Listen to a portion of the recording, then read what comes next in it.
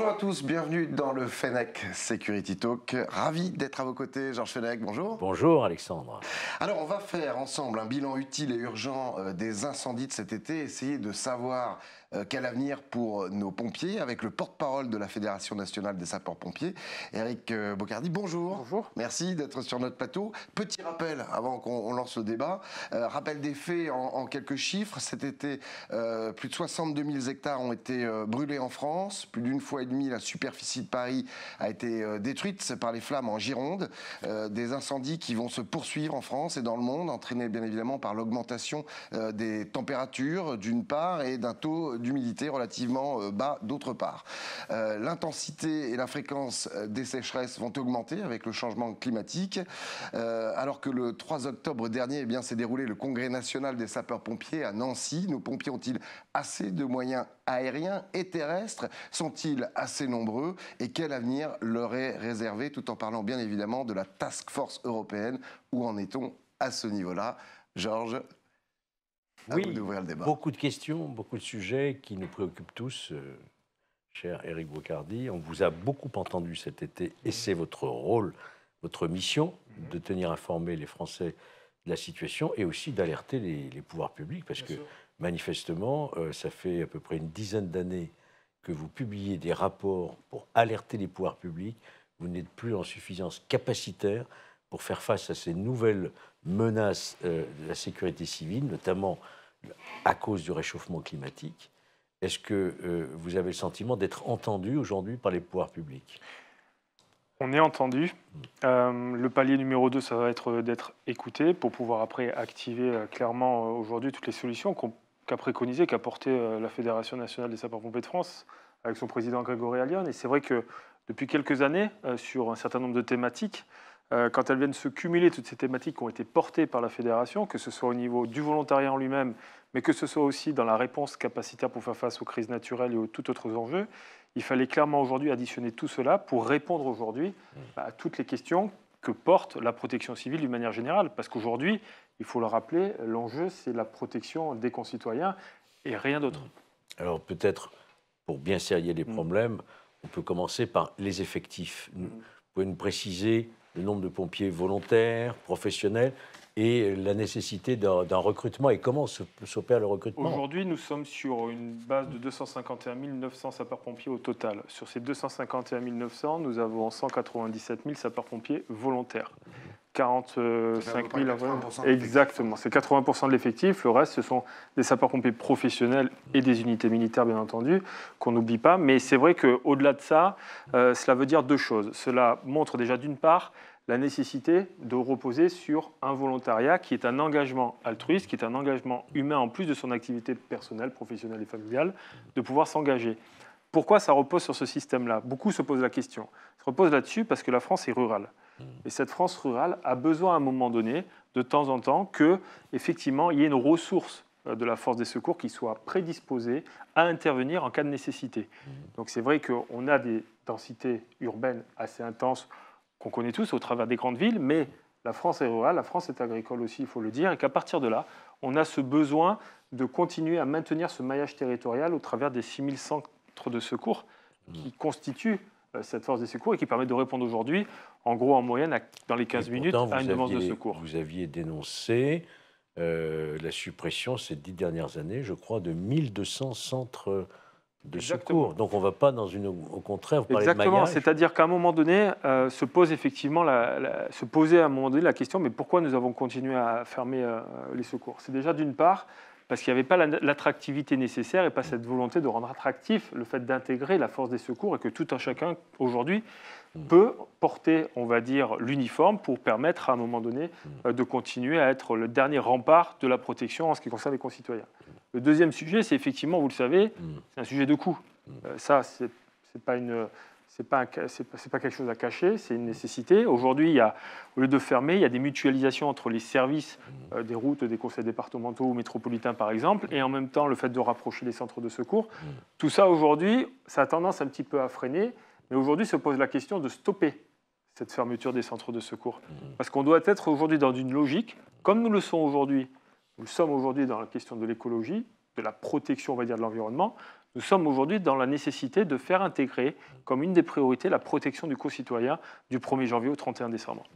L'objectif étant de passer à combien de pompiers d'ici 2025 ? Alors sur une base, comme j'ai évoqué tout à l'heure, de 197 000 sapeurs-pompiers, nous espérons atteindre 250 000 sapeurs-pompiers volontaires. Bien entendu, de renforcer les effectifs de sapeurs-pompiers professionnels dans les centres de secours des grands bassins urbains pour permettre deux choses. Déjà, d'une part, de répondre à une intervention toutes les 7 secondes d'une manière globale sur l'ensemble du territoire national.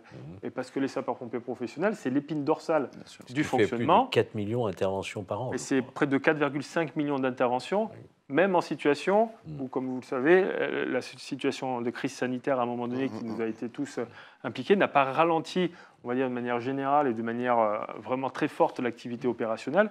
Bien au contraire, elle s'est quand même maintenue au-delà des 4 millions d'interventions. Donc ça veut dire qu'il faut continuer à absorber, continuer à former, continuer à pallier à tous ces besoins au niveau des grandes villes.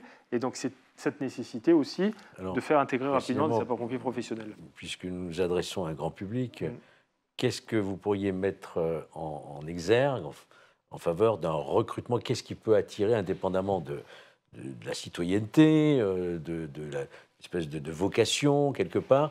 Qu'est-ce qui vous permet de favoriser ce recrutement? La prise de conscience d'une manière globale. La prise de conscience avec déjà une dynamique venant de deux zones. La zone, on va dire, de nos pouvoirs publics, d'en faire une véritable volonté. Et après, nous, de notre côté, de rendre attractif le système et de casser les codes. Je prends ce deuxième exemple-là, casser les codes.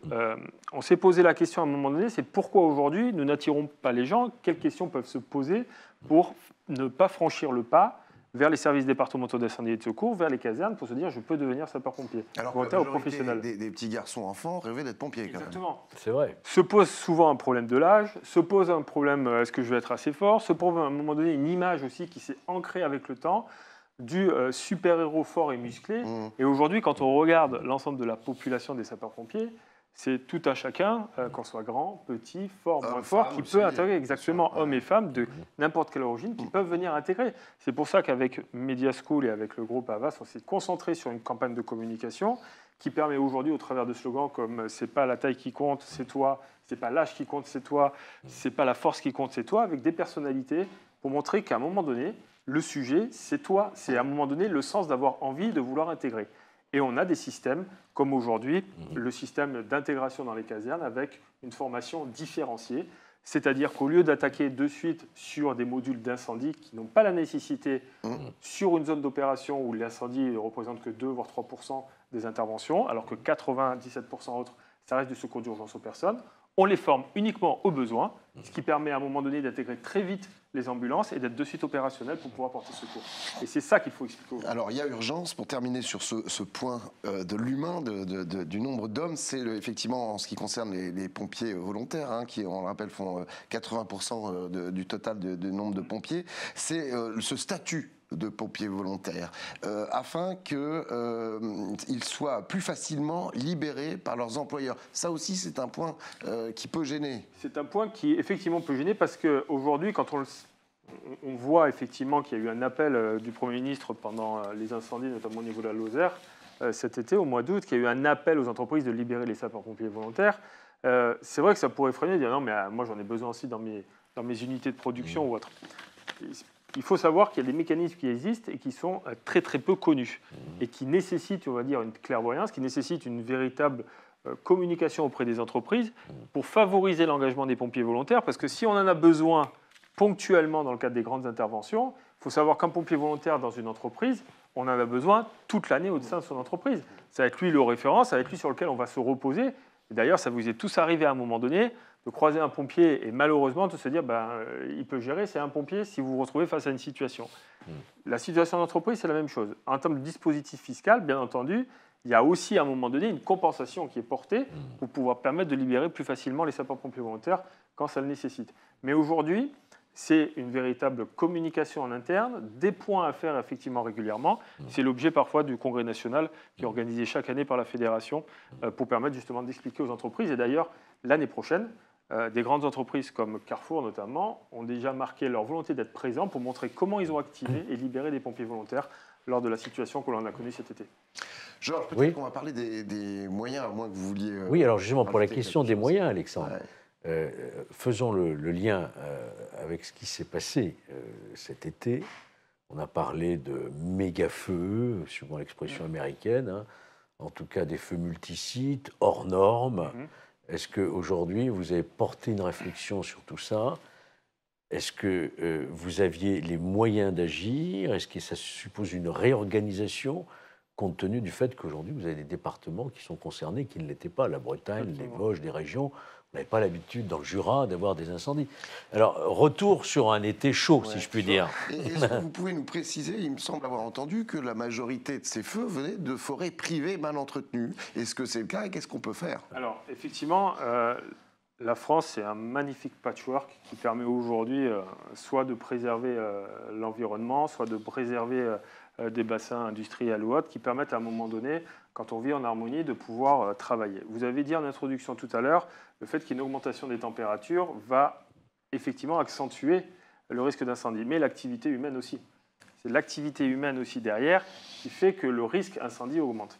Donc, pour reprendre d'une manière générale, au regard de ce qui s'est passé cet été, bien entendu, quand on constate qu'il y a des feux dans le Maine-et-Loire, quand on constate qu'il y a des feux en Bretagne, quand on constate qu'effectivement, le bassin sud-méditerranéen, on a eu l'impression qu'il était moins touché, mais par contre, je tiens à vous préciser que quand tous les focus étaient branchés sur la Gironde, sur l'Andiras ou autre, il y avait des zones comme les Bouches-du-Rhône où par jour, ils tapaient 57 départs de feu. Et pourtant, on n'en a pas parlé. Ça veut dire qu'il y a aussi une habitude et une expérience qui, en toute humilité, a permis à un moment donné de pouvoir consolider un système dans le sud de la France, que ce soit de Perpignan jusqu'à Menton, de pouvoir contrer les feux, parce qu'on a une nécessité de toujours appliquer l'attaque massive sur feu naissant. Ça, c'est le premier point. On était au bord de la rupture capacitaire. C'est-à-dire qu'à un moment donné, comment faire face à ces feux multisites? Parce qu'on était vraiment sur une situation où, même pour l'avoir vécu en direct, parfois même à vos côtés, Absolument. on ne savait plus où donner de la tête et on n'arrivait plus à un moment donné à dire mais comment on va faire pour effectivement fournir tout en temps et en heure, que ce soit au niveau des moyens aériens comme au niveau des moyens terrestres. Ce qui permet en conclusion de dire aujourd'hui que face à des incendies qui touchent aujourd'hui des départements qui ne sont pas habitués, la réponse va se faire sur plusieurs niveaux. Déjà, d'une part, effectivement, au niveau de l'État. L'État, c'est la sécurité civile à proprement parler, la gestion effectivement des moyens aériens. Donc ça, c'est à un niveau de l'État que ça se passe. Au niveau local, les sapeurs-pompiers sont gérés par les conseils départementaux, administrativement, financièrement. Les SDIS, quoi. Exactement, et opérationnellement, ils sont en lien avec leur préfet de département, ils signent des documents de couverture des risques avec les préfets et les conseils départementaux. Donc à partir de là, c'est la pierre angulaire, la cheville ouvrière, le territoire qui permet à un moment donné de définir le plan d'attaque et le plan de protection des concitoyens. Ce que l'on dit aujourd'hui, c'est qu'effectivement, des bassins qui n'étaient pas touchés jusqu'à présent par l'incendie vont devoir être équipés en matériel et surtout être formés. Et donc là, aujourd'hui, effectivement, je peux vous dire que dans la Drôme, à l'heure où on vous parle, et même dans l'Isère, ils ont accentué leur procédure de formation des sapeurs-pompiers de niveau 1 et niveau 2 en attaque contre les feux de forêt. Et donc se pose aujourd'hui la question de pouvoir continuer à former dans les autres bassins, sachant que ce n'était pas une priorité jusqu'à présent. Pour autant, la fédération avait alerté au travers de certains signaux. Quand vous commencez à avoir des feux dans l'Indre qui se déclenchent au mois d'avril en 2021, qui font 120 hectares, c'est pas anodin. C'est pas anodin. C'est pas anodin. Ce qui aujourd'hui rend beaucoup plus complexe la situation en termes de réponse opérationnelle. Parce que les renforts que vous aviez dans le nord qui descendaient vers le sud, si vous aviez 200 sapeurs-pompiers, peut-être que demain, vous n'en aurez plus que 100 parce qu'on a besoin de conserver notre territoire. Soyons un peu concrets avec des chiffres aussi. Aujourd'hui, en termes de moyens terrestres, on en est où? Est-ce qu'on a suffisamment de moyens? Est-ce qu'il est pas trop, justement, un matériel trop ancien, qui a besoin de souvent de réparations? Comment on en est où à ce niveau-là? Maintenant, en fait, ce qui se passe, c'est que les camions citernes feux de forêt que vous voyez, il y en a 3300 en France. D'accord. Et vous avez 6100 casernes de secours. Okay. Ça veut dire concrètement que pas tous les centres de secours à travers la France sont équipés d'un matériel de lutte contre les feux de forêt. Aujourd'hui, on ne cherche pas à ce que l'ensemble des centres de secours en soient équipés, on ne le soit équipé qu'en fonction du besoin, mais ça répond à une logique imparable, c'est que tout ce qui était concentré jusqu'à présent dans le sud de la France en ce qui concerne les moyens aériens doivent aujourd'hui être redéployés sur le territoire national. Donc il se passe à un moment donné, on va être à une conjonction de dispositifs de moyens nationaux avec les moyens aériens qui doivent aujourd'hui se répartir sur l'ensemble du territoire national. Ouais. et en même temps des moyens terrestres qui, aujourd'hui, quand un constructeur doit faire le choix, à un moment donné, de mettre en œuvre la construction d'un véhicule, avant, c'était principalement pour les territoires qui étaient essentiellement touchés par le risque incendie. Aujourd'hui, il va se rajouter dans les commandes des territoires comme la Bretagne, comme le nord de la France ou autres. Et donc, forcément, risque de ralentir. Un véhicule, quand vous le commandez, avant qu'il arrive en caserne, c'est à peu près 2 ans. Et un Canadair ? Un Canadair, c'est même beaucoup plus long. On est aux alentours de presque 5-6 ans de... C'est surtout qu'il n'y a plus de production de Canadair. Justement, la production de Canadair actuelle a été stoppée il y a 7 ans, me semble-t-il. La France doit faire face au défi des feux de forêt avec son parc actuel qui nécessite beaucoup de réparations. Et je cite 2 personnes. Je cite d'abord Hervé Gillet, sénateur de la Gironde, qui s'est exprimé à l'époque des feux en disant que les appareils aériens mis à la disposition comptent en moyenne 25 années de service et seuls les 3/4 sont en état de vol. Est-ce que finalement c'est le cas ? Chaque été, on a l'impression que tous les appareils ne sont pas disponibles. Il y a un niveau de maintenance. Quand vous prenez, je dois défendre, mais que quand vous prenez à l'instant T la photographie de savoir si tous les moyens aériens sont disponibles. C'est comme tout. C'est comme des véhicules au quotidien que vous utilisez. À un moment donné, il y a une phase de révision qui est obligatoire. Parce qu'il y a des temps de vol et parce qu'à un moment donné, il y a le système de largage qui provoque à un moment donné une fragilité au niveau de la carlingue, donc qui nécessite une révision totale. Donc c'est vrai que parfois, il y en a qui disent 80%, 90%, ils ne sont pas tous disponibles. C'est bien évident. C'est parce qu'ils sont tellement sollicités tout au long de l'année maintenant que ça nécessite à un moment donné un arrêt. Bien sûr, bien sûr. Est-ce qu'il n'est pas temps aujourd'hui, à savoir qu'il n'y a qu'une base aérienne en France qui est à Nîmes, me semble-t-il, d'imaginer d'en avoir une deuxième, peut-être en Gironde. Moi, j'étais en Gironde au moment des feux même, on peut le dire, pas très loin, j'ai failli vous appeler. Est-ce qu'on ne peut pas imaginer avoir une deuxième base qui puisse couvrir la Bretagne, la Gironde Alors, il se passe plusieurs phénomènes dans ce que l'on appelle une base de moyens aériens de la sécurité civile. C'est que vous avez effectivement cette fameuse base de Nîmes, que tout le monde entend parler, tout le monde pense qu'il n'y a qu'une seule base. Effectivement, il y a la base principale de Nîmes, à l'intérieur desquelles, effectivement, se pose vraiment une convergence pour en faire la base européenne, le socle européen en termes de réponse opérationnelle de sécurité civile sur l'ensemble des territoires européens. Donc, ce qui permet de prouver aussi notre compétence dans le domaine. Les pélicandromes mobiles sont des choses qui existent déjà. Aujourd'hui, il n'y a pas... Pour ceux qui Exactement, j'allais y venir. Un pélicandrome, c'est tout simplement une zone d'avitaillement des avions bombardiers d'eau ou des avions bombardiers de retardant. Je veux dire des lacs, des étangs. C'est-à-dire, en fait, ce sont des bases qui s'ouvrent temporairement, sur lesquelles on peut faire atterrir les gros avions, les Dash, les blancs que vous voyez, les jaunes, les Canadair de la sécurité civile, qui permettent à un moment donné de répondre à des sollicitations en besoin opérationnel, puisque en Gironde, ça a été posé au niveau de l'aéroport. Au niveau du pélicandrome d'Angoulême ou autre, ce sont encore des pélicandromes qui ont la nécessité d'être ouverts où les avions peuvent se poser. D'accord, mais pour autant, moment où ils partent de Nîmes et le moment où ils arrivent en Gironde, est-ce que c'est pas déjà trop tard ? De toute façon, quand vous approchez l'été, vous avez un déploiement des moyens aériens qui se fait. C'est-à-dire, en fonction du risque, c'est comme sur les moyens terrestres, il y a un déploiement des moyens qui se fait en fonction du risque et en fonction des zones. Donc, et même, je précise, les avions blancs que vous voyez, les Dash, font du guet aérien armé. Personne n'en parle, on n'a pas parlé pendant cet été, mais ce sont des moyens qui volent pendant les journées. La surveillance, quoi. Exactement, qui à tout moment peuvent attaquer massivement les feux naissants. Donc c'est vrai qu'il y a eu un moment donné, pourquoi les moyens, on les a plus à un moment donné, c'est parce qu'ils ont en repère et ils ont des indicateurs qui montrent qu'un feu est en train de naître de l'autre côté du département et qu'on est obligé de déporter tous les moyens sur ce feu naissant. Et cette stratégie-là, on sait qu'elle fonctionne et on sait qu'elle marche. Et c'est ce qui permet de contenir 80% des incendies dans une enveloppe de moins de 5 hectares. On n'aurait pas appliqué cette méthode-là, on en serait encore à des bilans beaucoup plus catastrophiques. Donc ce qu'on veut dire, c'est qu'il y a de l'agilité, mais il n'y a plus de suffisance. Et ça, on le dit, on le porte, et c'est une nécessité. La question des Canadair, ça a été dit par le président de la République, qu'effectivement, il y allait avoir un regain en termes d'équipement sur le plan européen, parce qu'aujourd'hui, c'est une nécessité, et parce qu'aujourd'hui, le feu n'a pas de frontières, et qu'aujourd'hui, un feu, je le répète, avant qu'il devienne gros, il est surtout tout petit. Mais sur l'autre partie de la question d'Alexandre Carré tout à l'heure, à savoir l'entretien des forêts de manière privée, avec ces fameux corridors que vous demandez pour avoir plus de facilité d'accès direct au feu, et on se souvient de la polémique aussi, notamment avec un des mouvements politiques et écologistes qui préfèrent laisser ces forêts à l'état naturel plutôt que de les dénaturer de cette façon-là. On a entendu tout cela. On en est où de cette réflexion? Je pense que cette réflexion, d'une manière générale, elle est là pour effectivement essayer de contraindre les avancées, parce que nous, aujourd'hui, se posent deux sujets. Le problème de la sécurité du personnel et, avant tout, le système de protection des habitations et des concitoyens. Parce que quand vous intervenez sur un feu, il y a deux choses qui nous préoccupent, c'est de sauver, de protéger et secourir les populations, et faire en sorte que vous envoyez 8 pompiers, vous revenez avec 8 pompiers. C'est ça l'enjeu.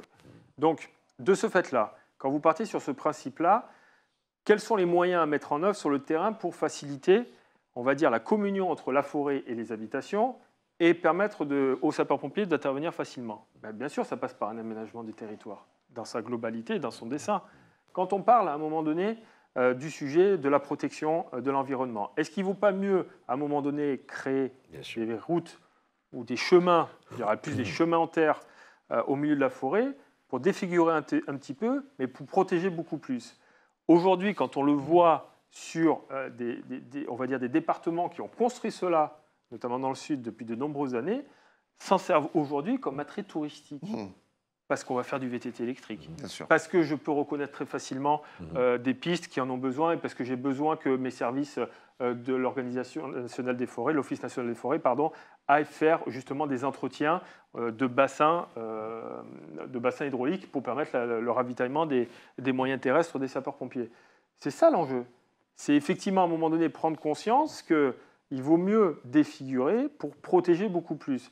Si on le fait, on arrive à des situations où aujourd'hui, les nombreuses baffes et gifles qu'on a prises dans le sud de la France nous ont permis aujourd'hui de comprendre que tout ce qui a été aménagé dans les territoires entre les années 85 et 95, par les missions notamment Vulcain ou autres, ont permis à un moment donné de bien comprendre que l'enjeu aujourd'hui, c'est 15 ans plus tard, on a commencé à avoir des résultats de tout ce travail qui a été fait. Quand vous dites défigurer, ce n'est pas non plus une construction d'une barre d'immeuble, ce sont des chemins de terre. Mais on le dit souvent, vous savez, comme vous et moi, c'est que quand vous avez aujourd'hui un plan DFCI ou un plan pour vous pour faire des promenades touristiques, aujourd'hui c'est transformé en GR20, c'est transformé en plein de choses. Juste avant avec Georges qu'on aborde le problème de cette, enfin pas le problème d'ailleurs, cette solution de la task force européenne, je voulais juste terminer sur les moyens. On a dit que la production de Canadair s'était arrêtée. Est-ce qu'il y a des solutions très rapidement européennes, voire françaises? On parle du Seagull, qui serait une solution belge, qui pourrait s'implanter d'ailleurs en production du côté de, en France en tout cas. Et est-ce que les drones vont se développer? Alors déjà, si on est vraiment sur cet axe-là, j'ai envie de dire, parlons d'avions bombardiers d'eau plutôt que de Canadair et comme frigo et frigidaire. Exactement. Voilà. Donc le sujet, c'est clairement de se dire, si on doit créer effectivement des avions bombardiers d'eau en Europe, faisons-le et arrêtons cette dépendance outre-Atlantique qui aujourd'hui coupe un peu, on va dire, toute la continuité en termes de maintenance des moyens aériens que vous évoquiez tout à l'heure et qui peuvent à un moment donné bousculer ou faire poser des questions qui sont un peu parfois inutiles, mais qui à un moment donné peuvent permettre de mieux comprendre ce qu'il en est. Parce que des avions bombardiers d'eau de type et modèle Canadair comme vous en avez au Canada, effectivement, ils ne sont pas rangés dans des garages comme des voitures, ça a besoin d'être construit. Mais aujourd'hui, on aurait besoin de contrôler ça et, qui plus est, de favoriser sur le territoire national. Et je crois savoir que, on a quand même des entreprises, on a Airbus sur le sort, en capacité de pouvoir le faire aussi. Donc je pense que l'ingénierie aéronautique, le fait qu'on soit aussi dans un monde où on a envie de porter la technologie, la haute technologie en avant au niveau européen, je pense qu'on a les moyens de faire. Et aujourd'hui, s'il y a une demande, faisons l'offre. Pour les drones, idem.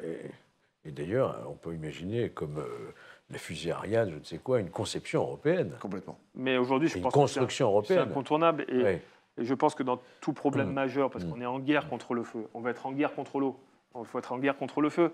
Je veux dire, à un moment donné, le sujet, c'est de faire ensemble quelque chose qui permette d'être bénéfique pour tout le monde. Quand en 2020, le président à Lyon, au regard de son expérience, était parti avec un module de sécurité civile en Australie en janvier 2020, pour apporter, on va dire, cette précision et cette expérience du feu de forêt en Europe, en Australie, c'est qu'il y a une raison. Donc on a un savoir-faire. Aujourd'hui, il a besoin d'être porté par un rayonnement industriel. Mais soyons vigilants et préservons quand même notre souveraineté, notre capacité souveraine, s'agissant de la sécurité de nos concitoyens. L'Europe, oui, mais la souveraineté aussi. Bien d'accord. Je crois qu'ensemble, Ouais, c'est complémentaire. Exactement, on l'a vu cet été, les renforts européens venus sur le sol français. Oui. C'est quelque chose de merveilleux. Il y a même des Roumains qui sont venus, c'est ça? Des Roumains, des Polonais. Ça, c'est ce qu'on appelle la task force européenne, justement. C'est rescue. Elle n'existe pas vraiment encore, hein, on ne peut pas dire. C'est la force rescue. En fait, elle existe. Oui. Depuis longtemps, elle a fait ses preuves dans le cas des crises sanitaires, elle fait parfois ses preuves aussi dans les inondations. Ça fait très longtemps qu'au niveau des sapeurs-pompiers, on travaille de manière européenne. On a des labels comme INSARAG aujourd'hui qui permettent, en cas de situation de sauvetage déblaiement, en cas de séisme, de pouvoir communiquer entre des différents pays qui ont un problème de langue et d'uniformiser les techniques. Donc ce label INSARAG, tel qu'il est présenté, c'est déjà une preuve que bien avant ce qui s'est passé cet été, l'Europe et les forces de secours travaillaient déjà ensemble. Ça marche. Peut-être un mot de conclusion, Georges. Un mot de conclusion, est-ce que, Éric Boucarddi, on peut dire qu'il y a eu un avant et un après été 2022? Est-ce qu'il y a une nouvelle prise de conscience? Et pour terminer, à quoi faut-il s'attendre, peut-être l'année prochaine ou les années suivantes, en termes de risque de ce méga-feu? Il y aura toujours un après-été 2022, c'est une certitude, une prise de conscience globale, une prise de conscience de la protection civile d'une manière générale. On ne pourra pas continuer à faire face, sachant que déjà des prévisions annoncent un été encore plus chaud et des niveaux de sécheresse aussi importants. Pour l'année prochaine. Exactement. Quand on avait dit, ça a été porté par la Fédération, qu'on allait avoir un affecté tous les dangers au mois de juin, on a des curseurs, on a des indicateurs, on a des paramètres opérationnels qui nous montrent à un moment donné qu'il se passe quelque chose. Voilà, aujourd'hui, la solution, elle n'est pas miracle, mais elle est aussi dans l'éducation du concitoyen à mieux se protéger et à être beaucoup plus vigilant, parce qu'on sait pertinemment qu'aujourd'hui, la majeure partie des incendies, c'est dû à l'activité humaine, que ce soit des actes volontaires ou involontaires, mais surtout, voilà, ces actes de négligence-là doivent permettre à un moment donné de réduire considérablement nos actions d'intervention. Peut-être, si vous le permettez, Alexandre, comme dernier mot, moi, je voudrais adresser nos félicitations au corps des sapeurs-pompiers, parce que malgré l'importance de ces incendies, il n'y a eu aucune victime dans la population. Il y a eu quelques pompiers qui ont été blessés, mais ils ont été absolument remarquables, on peut le dire. Vous mériterez la Légion d'honneur. Il la mérite, amplement. C'est une idée que je fais passer. Voilà. Est-ce que vous avez vu Sauver ou périr, pour terminer, le film avec Je l'ai vu, oui, je l'ai vu, bien sûr. Non, pas vu. Je vous le recommande, magnifique. Enfin, je ne sais pas ce que vous en pensez en tant que pompier. Ça nous touche particulièrement. C'est nos collègues militaires, sapeurs-pompiers, qui étaient mis en avant, bien entendu, par rapport à cela. Il y a cette notion de corporation, il y a cette notion de soutien, cette notion de famille, cette notion d'engagement qui est vraiment très forte. Et puis, c'est salué, c'est porté par Pierre Ninet. Et je tiens à saluer sa prouesse d'acteur parce qu'il a été en immersion totale auprès de nos collègues militaires. Quand même rappeler qu'il y a chaque année, malheureusement, en moyenne, à peu près 18-20 pompiers qui sacrifient leur vie. Pour sauver celle des autres. Absolument. Sauver ou périr, en tout cas, on vous le recommande. Merci beaucoup, Éric Boucarddi, d'être venu sur le plateau. Merci, Éric. Merci, Georges. Merci à vous surtout. À bientôt. On se retrouve très vite pour un prochain FedEx Security Talk. En attendant, prenez soin de vous. Ciao.